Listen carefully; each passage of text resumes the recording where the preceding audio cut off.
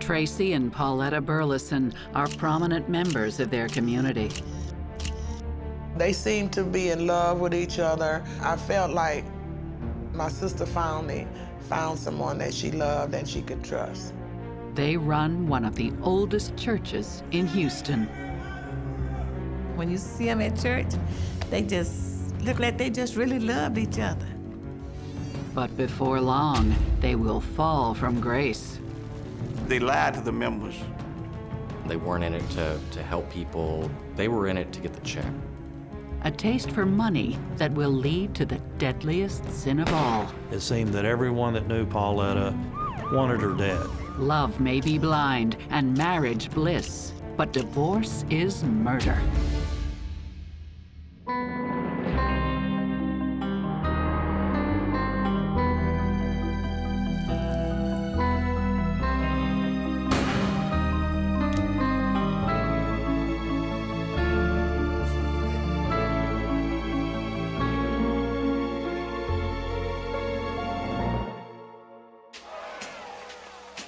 It's July of 1995. Family and friends are gathered to celebrate the wedding of Tracy Bernard Burleson and Pauletta Ross. Pauletta's sister, Joyce Bingham, is a bridesmaid. She wore a beautiful dress. It wasn't white, of course. He had on a suit. It was really nice. It was nice. Their love story begins a year earlier in the 5th Ward at the First New Mount Calvary Baptist Church. This church is one of the oldest in the 5th Ward, a section of Houston settled by African Americans after the Civil War. Here in Houston and in the 5th Ward, in the South in general, churches play a big part in people's lives. It's a place where people gather, where they make their friends, where a lot of people make lifelong relationships. It's sort of the center or social hub of a lot of people's lives here. Members of this congregation remember the atmosphere fondly. When you go to First New Mount Calvary, you felt special, even if you didn't know nobody. You were one of us. The preaching was good, the singing was good, everything was good, so I just really liked about it. It wasn't just for the members, it was for the neighborhood. And that's what makes it a good place. Tracy Burleson grows up in the church and dreams of one day becoming pastor. Pinky Johnson has been a member for nearly 50 years. She recalls Tracy as a boy. I was a matron at the church and worked with the young children. And Tracy, he was in the choir and he played the drums and he just did good things. Religion is a big part of Pauletta Ross's life as well. After her second divorce, she starts visiting First New Mount Calvary looking for emotional support. Her sister Joyce is already a member of the congregation. I invited her to the church because I wanted to make sure she was all right, you know. At the time, Tracy is just out of a relationship. He is 28 and she is 40. Despite their age difference, sparks fly almost immediately. Psychotherapist Stacy Kaiser and forensic psychologist Brian Russell think Tracy and Pauletta's feelings were in line with their common interests. He's younger, he's charismatic, he's engaging, and it's a little bit of a lift for a woman to think, wow, I got this young guy who's up and coming and something that I'm interested in, which is the church. She was admiring his aspirations to be a pastor in the church, and that felt good to him, that she believed in him and he could achieve that and everything. I think that Tracy wanted someone who would look up to him, and Pauletta looked up to him. Less than a year after they meet, Tracy and Pauletta are married. They seemed to be in love with each other. I felt like my sister found someone that she loved and she could trust. Both Pauletta and Tracy have children from previous unions. But Pauletta's kids are now grown, and Tracy's 12-year-old son, William, lives with his mother. The new couple decides to take in foster children and start a brand new family. I'm the one that talked her into it because I was telling her so many kids need help. You know, it's so many children that's looking for love, you know, and I felt like she had the love that she could give them. The family moves into a nice home in a good neighborhood and settle into their lives together.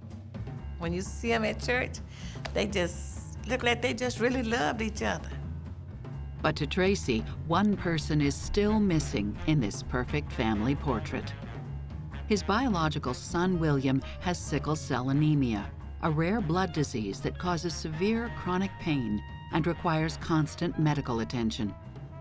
Now that he's settled, Tracy is able to obtain legal custody of William.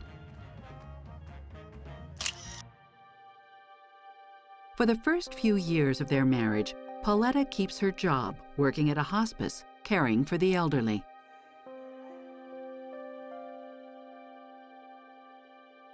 While Tracy works assisting different pastors around Houston. They just serve God, you know. They believe in serving God. They believe in doing some of the things, the right things that God wanted them to do. But Tracy's wishes to run a congregation haven't quite panned out. You stay a little while, you move somewhere else. Then, 12 years after his wedding, Tracy finally gets his dream job. In July of 2007, he is made pastor of the church where he and Pauletta met, the First New Mount Calvary Baptist Church. But he gets the job not because of what he knows, but who he knows. Members are getting ready to vote from a list of possible candidates when two deacons force them to choose Tracy. One of the deacons is his stepfather. Tracy's dad and this other deacon brought Tracy in on a Sunday morning and put him in the pulpit and said he was the pastor. And that's when things started happening, just because it didn't happen the way it should have. The deacons say they want someone they know in the pulpit. They had too many problems with pastors in the past. Church members feel betrayed. They lied to the members. Why was we told we was gonna vote, and the time to vote, we couldn't vote. We didn't vote. The answer was, you don't like the way we do it, go somewhere else. The members didn't take that kindly at all. Churchgoers like Gerderine Nobles hear Tracy has a bad record with the other churches he worked for. He had been to like 5 or 6, and each one of them he got kicked out of. Because the most of the pastors said that when he got over there, he tried to take over their church. And that's why he got kicked out of a lot of churches. Within days of his appointment, the new pastor targets the members who aren't donating money to the church. He started writing letters to some of the members, telling them they were no longer members. Tracy also overhauls different departments to his liking. He went from the way that we have been doing things to the way that he wanted to do things. He told the musician or something, if he couldn't play what he wanted him to play the way he wanted to play it, he needed to get off the piano. I mean, he wouldn't try to work it out with you. That's just the way he was. Nobody wanted Tracy at that church. And when I say nobody, nobody. Pauletta doesn't make many friends either. She didn't go out and say hello to people, which is unusual for a pastor's wife. A pastor's wife is sort of the social director of a church, right? She was just like her husband, cocky. Everything had to be done her way. If the atmosphere weren't strained enough, a year later, Hurricane Ike tears through Houston, damaging the little church. But there's an even bigger storm brewing inside the congregation. None of the members saw any of the money. I mean, none of them.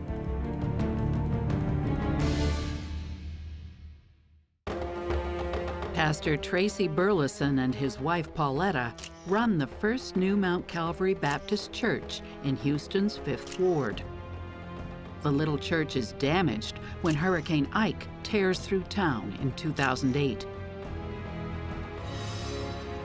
But the firestorm brewing among their members is about to make Ike pale in comparison. The first Sunday after the hurricane, congregation members are in need of comfort and guidance.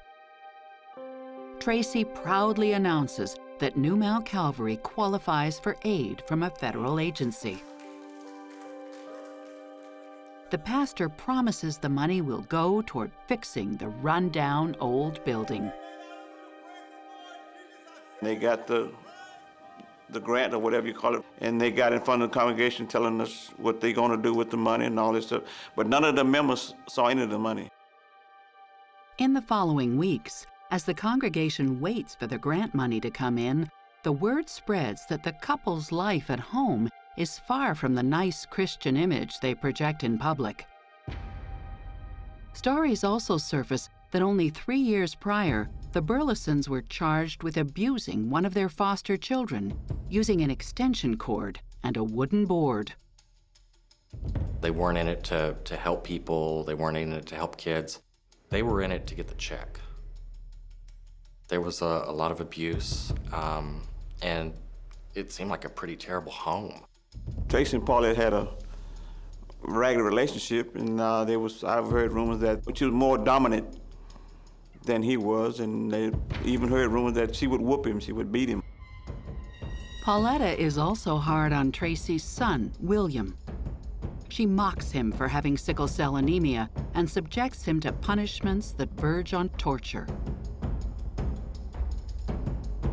At one time, because he had done something that she didn't like, she had made him go out onto the driveway and kneel down without long pants on piles of rice under his knees to the point where he felt like he was going to pass out from the pain of that. William eventually finds comfort in a friend named Tyone Palmer. She works at the hospital where William goes when he's sick. After a while, she becomes a kind of caregiver to him, and he even brings her around to his father's church. By 2009, the rocky home life with Pauletta prompts William to move out of his father's house and in with Tyone's family. Tyone took him in. She allowed him to live with her. He helped take care of her children. So William looked at her almost like a mother figure. Tyone offers William an escape from a dysfunctional household. She offers him mothering and nurturing and caretaking that he's not used to. William's fragile, and I think he decides to live with Tyone because it's like a respite. It's a place where he feels safe and loved and cared about. I think that Tyone put herself in a position to exercise profound influence over William. I think that a kid to whom she gave what she gave him in terms of filling the void in his life would probably be willing to do just about anything she asked to maintain her good graces. Meanwhile, at the church, a movement to oust Tracy is gaining momentum amongst the parishioners. One of the allegations against the pastor is of particular interest to his wife. The allegation was that he was having girlfriends at the church. Pauletta is not pleased. Oh, she verbally talked to him, told him, that if he didn't stop this or he didn't stop that, but he always managed to sneak around to do whatever he wanted to do. Behind closed doors, Pauletta begs Tracy to quit cheating on her. But in public, she chooses to stand together with her husband. I think Pauletta stayed with Tracy Burleson because she too enjoyed the power that they had together and being the pastor's wife and kind of being a pillar in their society. And she probably also loved Tracy to an extent. They used each other. They saw advantages to being with each other for one reason or the other. And the fact that they had coupled up and were in it for themselves together seemed to work for them. At the church, the long-awaited grant money never emerges. Members suspect that the Burlesons are using it to fund a whole new lifestyle. things started looking a little bit brighter for certain people at the church that held position. I mean, the wardrobe looked different, the vehicles looked different, and you know, that stands out. I mean, The members can't forgive or forget. all they wanted was just a fair chance to voice their opinion, and they never were given that a chance under Tracy. Never did. Never were. Anytime the members ask to see the church's financial statements, they get the same answer. They don't exist. Our finance reports are whatever I tell you, that's your finance report. They don't show you, they tell you. And you accept it or you don't accept it. For us, you know, they look at it. But the unified front Tracy and Pauletta present to the public is about to crumble. Tired of his cheating ways, Pauletta leaves Tracy. Rumor has it she catches him with one of his mistresses in bed. There's no way in the world that I would have went to a man's house and bickered with his wife. You don't go there at that place that they reside in. This time, Pauletta packs her bags and leaves. She was just tired. She was just tired of putting up with the foolishness. And he would date 2 or 3 different people. I think Paulette left to try and bring him back to her and to tell him that he couldn't wander with these other women, that he needed to be home and he needed to be with her, because it didn't make her look good.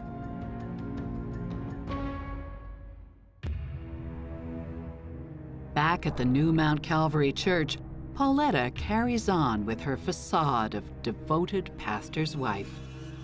In order for Pauletta to maintain her status as the pastor's wife, she had to help Tracy maintain his status as the pastor.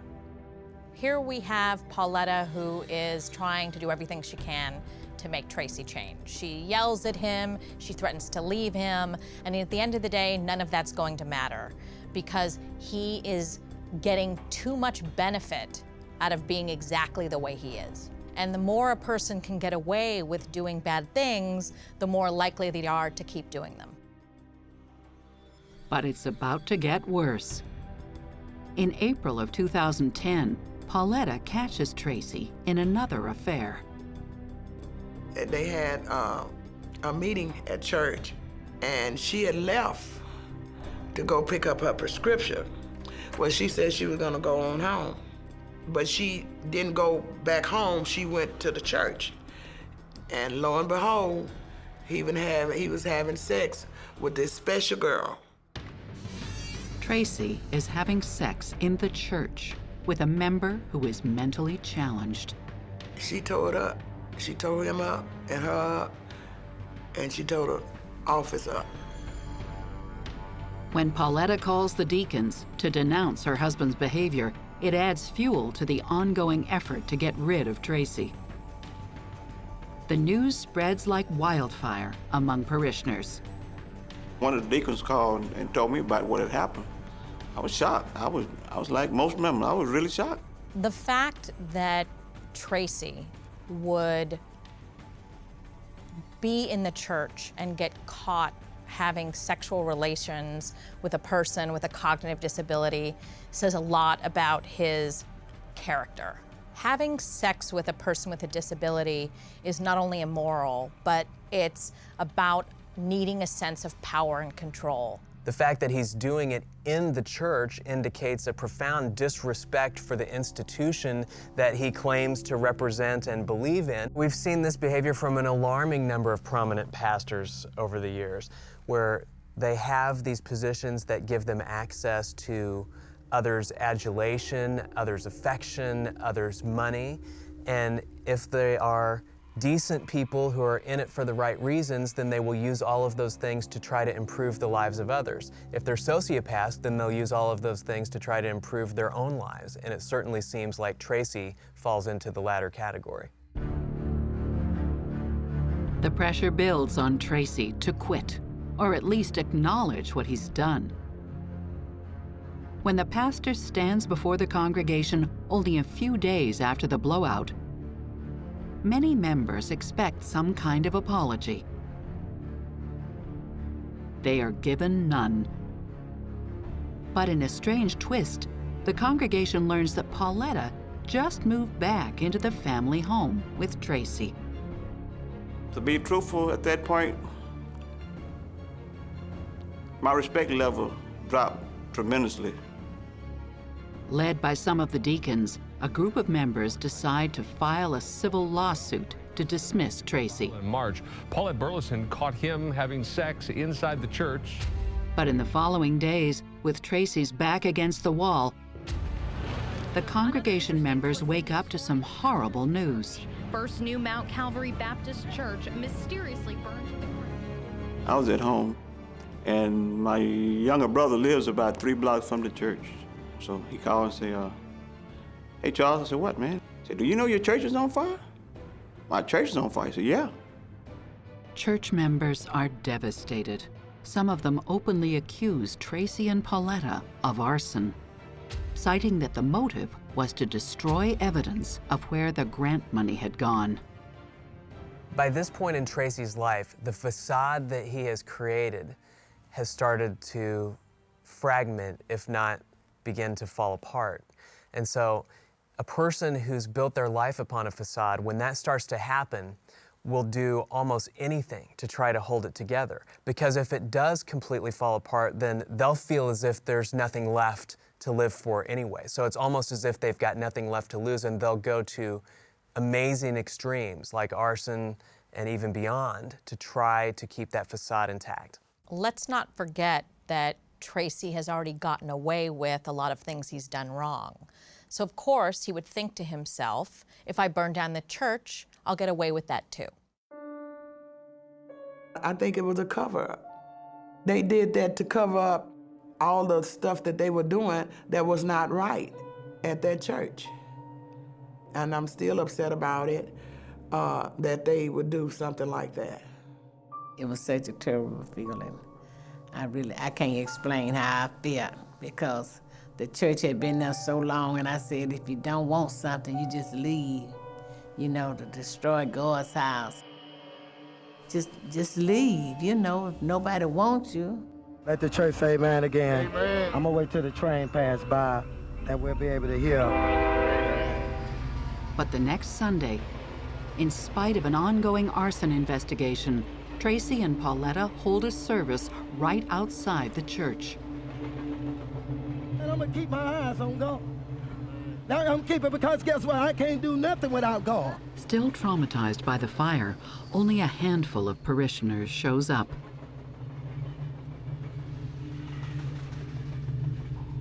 But a local news crew is there, and Pauletta again takes the opportunity to play the part of the dedicated pastor's wife. We take our focus off God. Believe me, world, we have nothing. Let the church say amen again. But in a matter of days, a bullet will blow the congregation apart. It was just horrible to lose a life, then to lose where you worship at. I mean, where does it stop? I mean, somebody got to stop it. One of the things that they found on the keys was blood, fresh blood.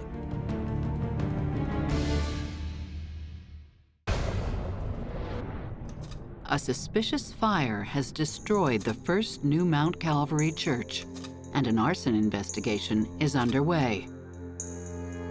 Members suspect that Pastor Tracy Burleson and his wife helped set the fire in order to destroy evidence of theft. But just days after the church burns to the ground, its problems are overshadowed by an even greater tragedy. Somebody shot my wife. Can somebody say 911, please?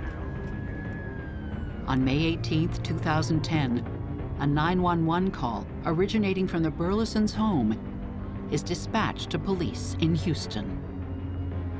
Lead investigator Wayne Kuhlman is among the first police officers to arrive at the scene. When we arrived out there, there was a female, a black female, laying face down in the driveway of the residence.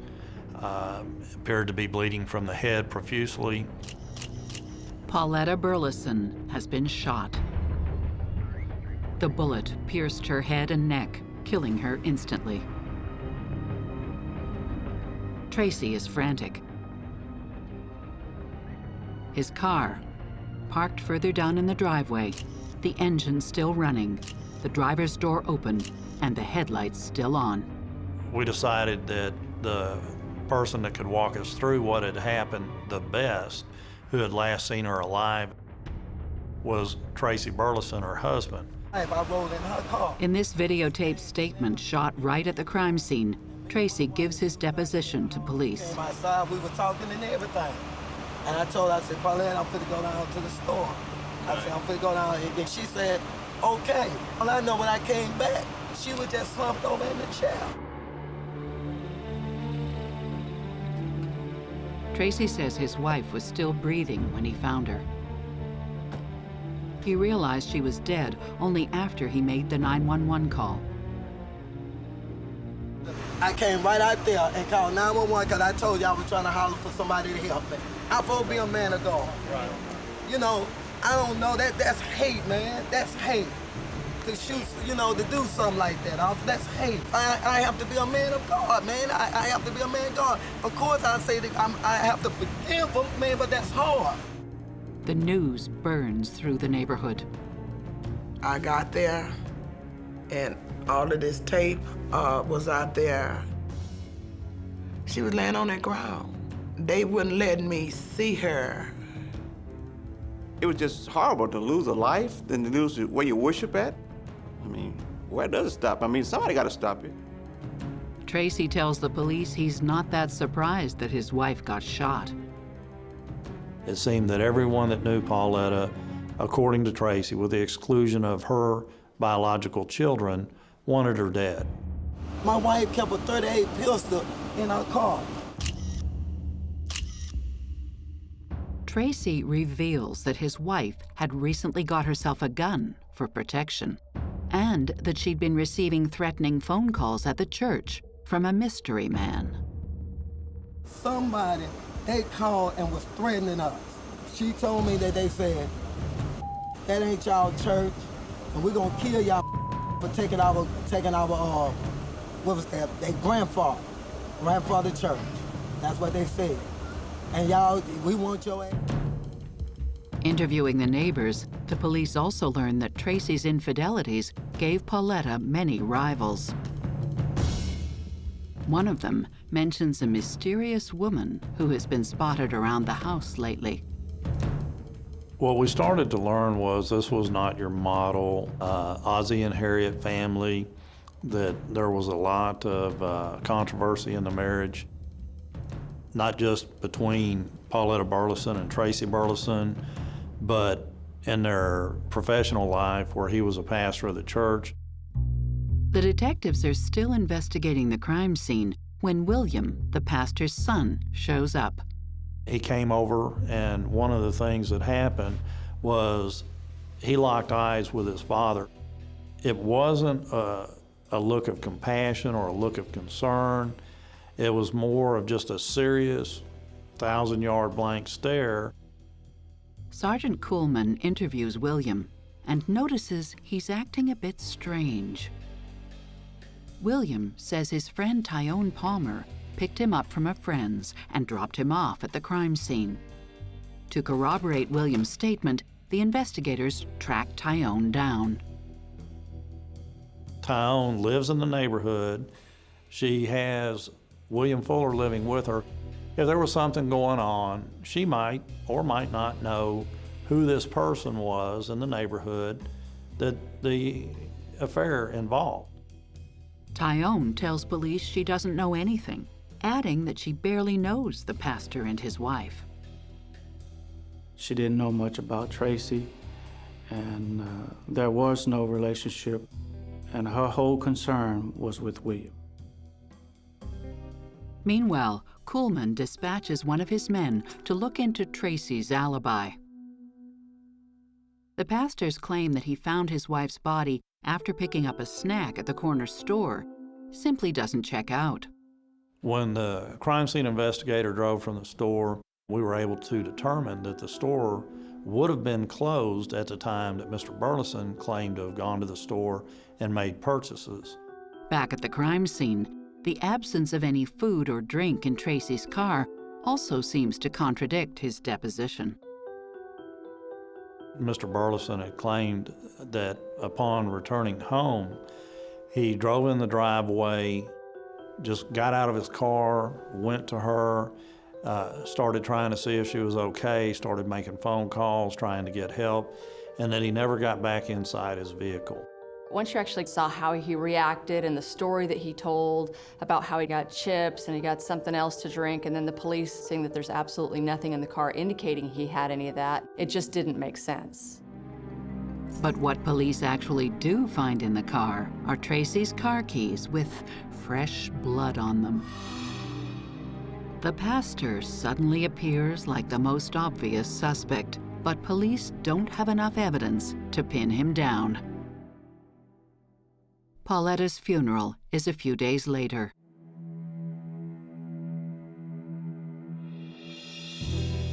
Hunter and Kuhlman show up to observe. We went over there in the hopes of locating witnesses who may have some information, whether they were people that were named by Tracy Burleson or just people that walked up to us. The detectives are certain the pastor is somehow responsible for his wife's death, and they just can't believe he's there preaching. When I saw Tracy up there singing songs and just praising God and telling everyone to move on, that Pauletta would want them to, I was incensed. I was offended, if you will, almost.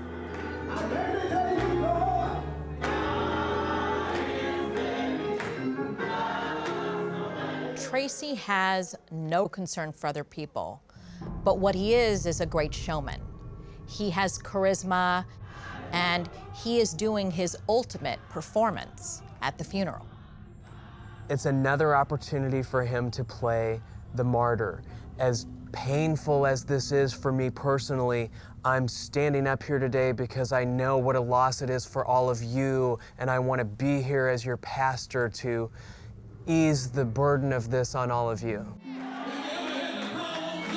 At the end of the service, mourners are invited to say a few words in memory of Pauletta. Sergeant Kuhlman gets up and vows to catch the killer. He also makes it very clear who he thinks did it.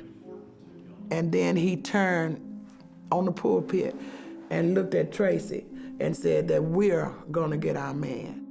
I want y'all to know we will do everything that we can to get to the person that took Pauletta. Amen.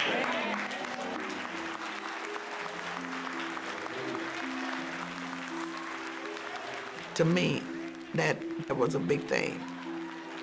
The whole congregation stands up and applauds Kuhlman, and he gets a standing ovation. And I think everyone in the congregation knew that Tracy had something to do with Pauletta's murder.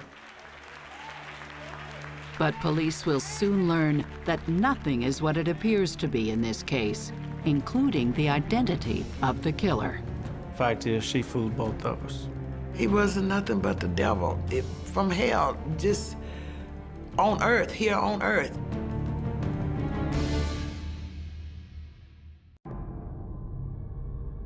Pauletta Burleson is found shot dead in the driveway of her home in Houston. Detectives suspect her husband, controversial pastor Tracy Burleson, is the murderer. Their homicide case is about to be blown wide open when a Crime Stoppers tip directs their attention towards someone else in the Burleson family.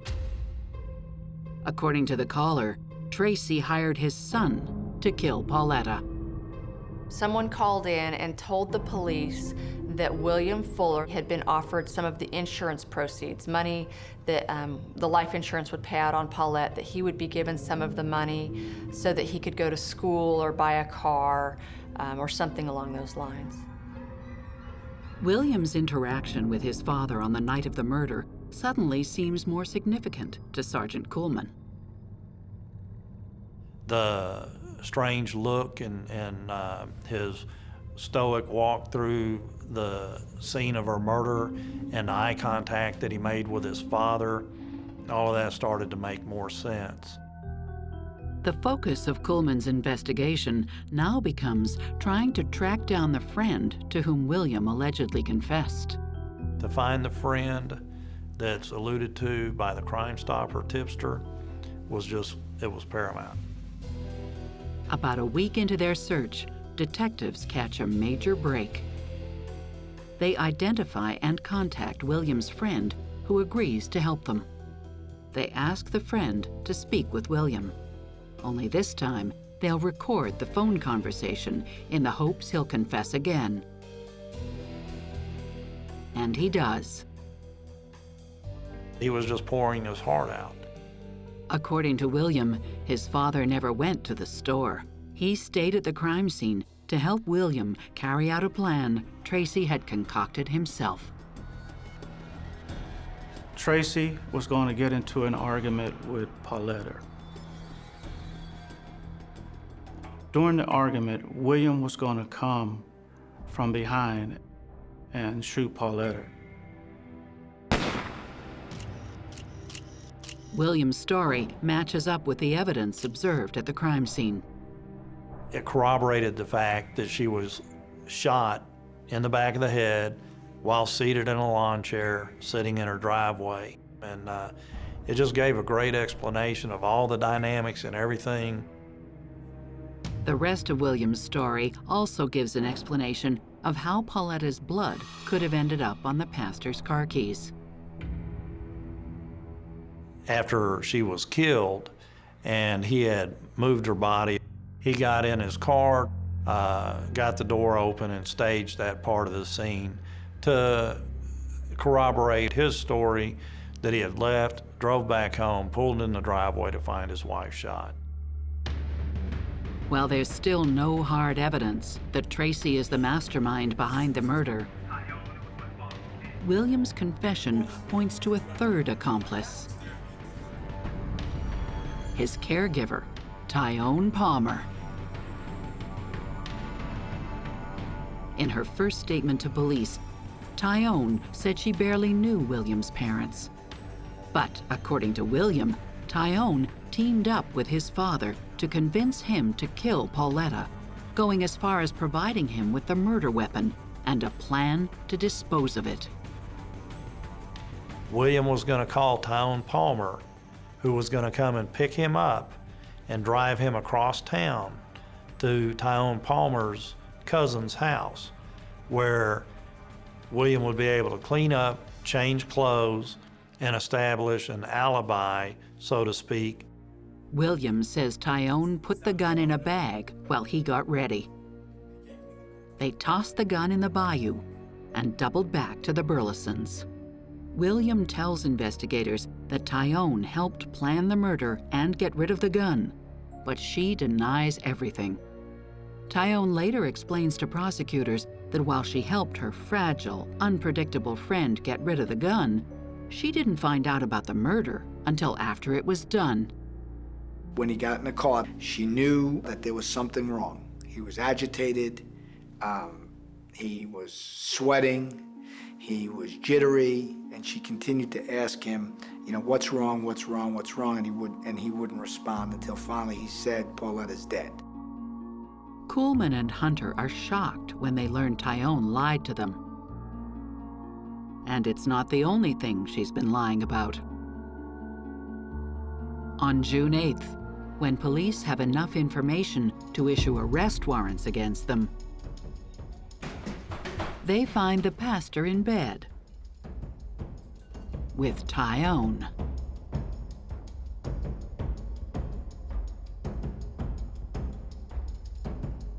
If I had to grade Tyone Palmer on her ability to lie, she would be in like the top 3 of the best liars I ever met in my life.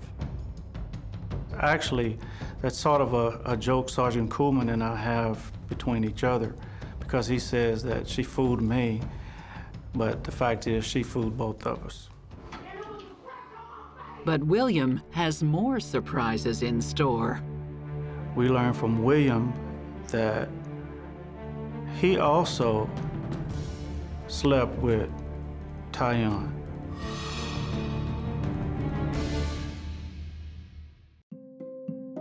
William Fuller claims his father and his caregiver pressured him to murder his stepmother, Pauletta Burleson. But why would caregiver Tyrone Palmer have anything to do with the victim? She told police she barely knew William's parents. After seeing Tyrone's arrest on the news, one of her colleagues at the hospital contacts police with startling information. She's seen the threesome before in a photo in Tyrone's locker. Tyrone began telling her coworker about some of the details of her relationship with Tracy and the fact that he was her fiance and they were going to get married at a particular time. In fact, Tracy had a secret relationship with Tyrone ever since William had brought her to church one Sunday. There was a photograph that showed Ty and Tracy as the mother and father figures. If you didn't know anything about the parties, you would look at that picture and think, well, that's a real nice looking family. It was this happy family that existed sort of in a netherworld. So the fact that they all were smiling for the camera is a little surreal to me. It must have been surreal to Pauletta as well. After all, she was the pastor's wife, desperately trying to cope with her husband's numerous mistresses. Among them, Tyrone Palmer. Tyrone's attorney, Anthony Osso, says Tracy manipulated his client into believing his marriage with Pauletta was headed to divorce. A man tells you, I love you, I want to marry you, my marriage is not working out, my divorce papers are going to be signed anytime now, it's almost final, she's moved out of the house. Is that unusual to believe that? Well, she was unsuspecting. She had no reason to doubt him. But in reality, Pauletta was still playing the part of pastor's wife and fiercely supported her husband's struggle to keep his position in the church. Tracy was on thin ice. He was basically on probation at the church. Despite, what was going on behind the scenes in his life, that's not how he portrayed himself to my client. But after Tracy's last sexual misconduct in the church, Pauletta decided she had had enough and seemed ready to hang Tracy out to dry. Tracy had no other source of income. Everything that he did was through that church. That was his position of power. Police learned that during the same period, Tyrone texted her colleague from the hospital, saying she was desperately looking for a gun. She showed us text messages between Tyrone and herself, asking her to get a gun for her. She would get a reply, what kind of gun? Tyrone, I don't care, whatever will get the job done. This new evidence reinforces William's story that Tyrone provided him with the gun to kill Pauletta. But Tyrone's defense attorney, Anthony Osso, argues William is no better than his father, an erratic liar whose contempt for Pauletta drove him to take her life. He would kill her regardless of whether Tyrone Palmer ever entered his life. This was not a pre-planned act. It had been brewing, building up, and he was capable of snapping at any time. William certainly had reasons to hate Pauletta. As a teenager, he'd chosen to leave home because she mistreated him. But why would he now involve Tyrone, the Good Samaritan who had gone out of her way to care for him? She had given him shelter from Paulette and had given him a place to live and had made him part of her family. But the truth is far stranger. In fact, William did not see Tyrone as a mother figure. Not anymore. We learned that William, and it came as a very shock to us, that he also slept with Tyrone. William loved Tyrone so much, he even had a tattoo of her lips on his neck. He wanted a reminder of their sexual relationship, that no matter where he was or what he was doing, every time he looked in the mirror or past a window, he would see this reflection of Ty's lips on his neck.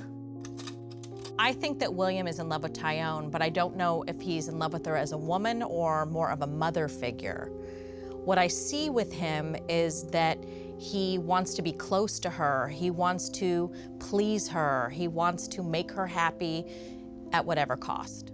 It wouldn't be the first time that a young person conflated maternal love and sexual love. Freud talked about it with the whole Oedipus complex. As the case moves to court, prosecutors are now dealing with a clear-cut love triangle. Dad over here, son over here. What a shocker. Tyone's attorney says William preyed on Tyone's feelings to get her to sleep with him by telling her his father never loved her. A lot of people will look at this and say she should have never slept with him. I think she was so vulnerable, she didn't know what to believe anymore. But when confronted with Tyone's version of events on the witness stand, William explodes. We actually watched William be drug out of court in a chokehold in front of the jurors. Tracy also contradicts his son's testimony, denying that he hired William to kill Pauletta. There should have been something, whether it's a canceled check or a watch or, a gift certificate or something for killing Paulette, but there was just nothing other than William's own word. Tracy's attorney, Lane Lindsay, presents the jury with an interesting theory. Not only did William want Pauletta dead, he wanted his father to take the blame for her murder. With Tracy behind bars, William could have Tyone to himself. Here's this woman who has this close friendship with him, and then to have his dad, Tracy, develop a sexual relationship with that person, I think probably really deeply hurt William.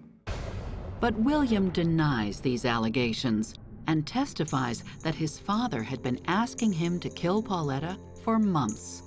It was only when Tyone entered the picture that he finally agreed to do it. Now that Tyone was asking, this woman who'd shown such kindness to him and taken him in and given him the home he never had, when she asked him, that's when he ultimately went ahead with the plan. The power of love and sex is often stronger than the power of force.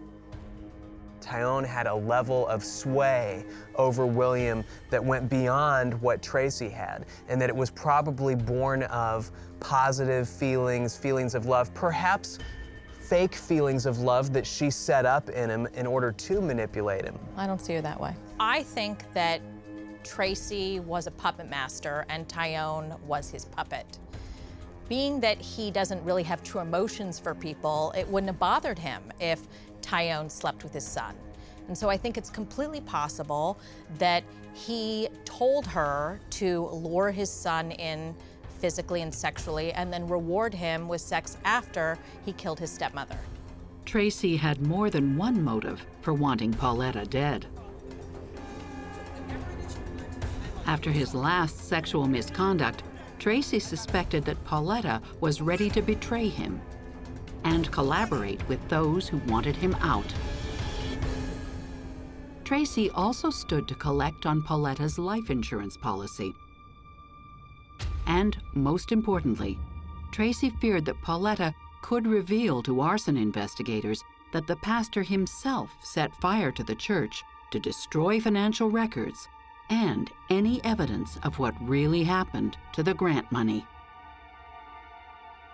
We learned that William had learned from his father that he and Pauletta Burleson had been involved with the fire at the church. When the church burned down, all of those records went with it. It was gone. It was just a total loss. By the end, it's clear all three parties are guilty. Tyone Palmer gets 10 years for tampering with evidence and 7 years for murder. William Fuller gets 20 years for murder. And Tracy Burleson gets a life sentence without parole for capital murder. He is appealing his conviction. Tracy will probably never get what he deserves. He got a life sentence. I mean, look what his wife got. I really think they should have given him the death penalty. He needs to rest. And he needs to let the other people rest. He wasn't nothing but the devil from hell, on earth, here on earth, walking, breathing, God's good air. You know, he was just the devil. You know, if I had anything to ask Tracy, I would ask him, you know, is this, why would you put your son involved in something like this? I mean, go get somebody else. The First New Mount Calvary Baptist Church is still in tatters. Arson investigators could never determine what caused the fire. The members are confident they will one day rebuild and worship there, as they did before Tracy Burleson ever became their pastor. That church was a big part of their history. It was a big part of their lives. And they lost all that behind this individual and his actions and his activities. I hope that they're able to pick everything up and move on.